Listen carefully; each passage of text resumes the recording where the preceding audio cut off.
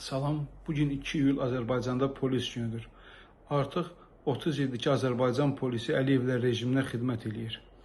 Normal demokratik ölkələrdə polis xalqa, vətəndaşa xidmət elədiyi bir halda Azərbaycanda bunun əksi olaraq tam polis Azərbaycanda Əliyevlər rejiminə, mövcud hakimiyyətə xidmət edir, yapa xidmət edir. İlham Əliyev özü dəfələrlə çıxışlarında vurğulayıb ki, Azərbaycanda heç bir polis cəzalandırılmayacaq. Çünki mövcud şəraitdə Əliyevlər hakimiyyətinin əsas güc mənbəyi Azərbaycan polisidir. Biz özünə Azərbaycan polisi də dedik, orada hansı kimlər var bilmirik. Dəfələrlə biz mitinqlərdə, zətlərdə görmüşük ki, polislər heç Azərbaycan dilində də danışmırlar. Yəni Əliyevlər rejimi elə bir sistem qurub ki, Azərbaycan polisi ilə vətəndaşları cəzalandırır. Polis insanların cibindən narkotik atır, evlərindən silah çıxardır.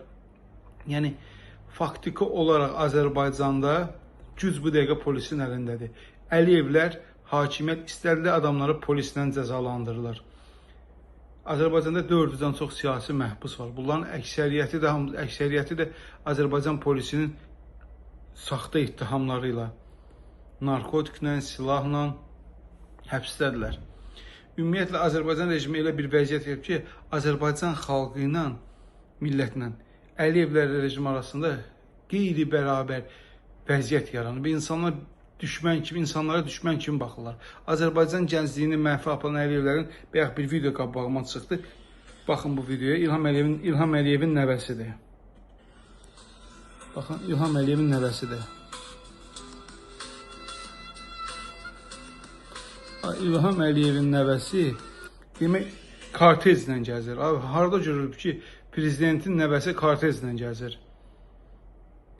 Təsəvvür edin ki, 3 dənə avtomobili göstərilir, 3 avtomobil göstərilir. Əlavə avtomobillər var, əsas 3 avtomobil. Demək, öndə bir dövlət yol polisinə məxsus avtomobil gedir, ortada bir maşın, arxada bir maşın. Demək, birinci maşın Azərbaycan polisinə, dövlət yol polisinə məxsusdur. 99 YP 311. Ortam ikinci maşın 10 PA 028 prezident aparatına məxsusdur. Üçüncü avtomobil isə 10 PM 086 086. Bu da məxsusdur prezident mühafizəsinə. İndi dövlət təhlükəsizlik xidmət prezident mühafizəsinə, köhnə xüsusi dövlət mühafizə xidmətinə. Demək, faktiki olaraq 3 dövlət qurumunun avtomobili prezidentin bir nəvəsinin harasa getməyinə cəlb olunub. Bu hansı səlahiyyətlərlə, hansı qanunla, necə olur bir dövlətin polisin maşını orada, prezident təhlükəsizliyi maşını orada, prezident aparatının maşını hansı səlahiyyətlə verilir? Çünki İlham Əliyev rejimi Azərbaycanı özlərinin bir şirkəti kimi, bir ofisləri kimi idarə edirlər.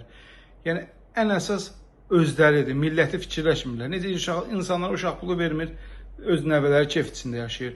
Demək, Azərbaycan gəncliyini elə bir məhv vəziyyətinə çatdırıblar ki, nazir çıxdı, açıqladı.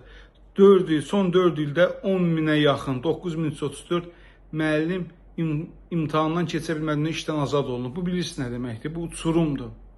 Gör, müəllimi imtahandan keçə bilməyən bir cəmiyyətin gələcəyi nə gözləmək, tələbələri necə olacaq? Daha öncə açıqladı ki, demək, 4-cü, 5-ci siniflərin 70% şagirdi minimal tələbə standartları yerinə yetirmir.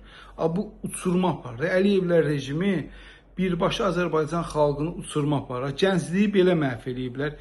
Pensiyaların yaş həddlərini qaldırıblar. 55-dən qalxdı 65-ə. MDV-də ən bizdədir, yuxarı yaş həddi bizdədir, qadınlarda 65. Bizim bir qonşumuz var idi. Deyirdi, 10 il bundan qabaq deyirdi, gələn çıxacam pensiyaya. Qadın 54 yaşı var idi. Qalxdı 55-i gözləyirdi. Oldu 55, qalxdı 56. Arvadda oldu, qonşuda oldu 56, pensiya qalxdı 57. Bildin, qonşumuz, qadın düşüb pensiyanın dalıcaq. Pensiya yaşı qalxır, qadın gedir. Hələ də 10 ildir o adam pensiyasını ala bilmir. İndi gözləyir, gələndir, 65 yaş olacaq, pensiyasını ya alacaq, ya almayacaq. Ya ölüb gedəcək, ya da yaşını qaldıracaqlar. Pensiya yaşı yenə qalxacaq. Ala bilməyəcək pensiyanı. Yəni Əliyevlər elə bir vəziyyət yaranmış ki, özlərindən başqa heç kim Azərbaycanda rahat yaşaya bilməsin. İnsanlara zülm eləyirlər, rüşvət alırlar, Elə bir vəziyyət yaradım ki, insan baxırsan demək, məhkəmədən şikayət eləyir. Yolu bağlayırlar. Nə bilim, hamı da üzünü tutur ki, prezident, özümüzə tutulan prezident. Özünüzü prezidentə tutmaq lazım deyil. Bunların hamısı sonra təyin olunanlar, icra başçılarını da prezident təyin edir. Məhkəmələrin sədrlərini də prezident təyin edir. Hamısını İlham Əliyev təyin edir. Siz kimdən kimə şikayət edirsiniz? Gələk birinci baş sağlam ola, balıq başdan ilənir misal kimi. Baş sağlam ola ki, aşağı strukturlar da sağlam ola. Yəni cəmiyyətdə demokratik olmalıdır. Demokratik bir mövcud şərait yaradılmalıdır.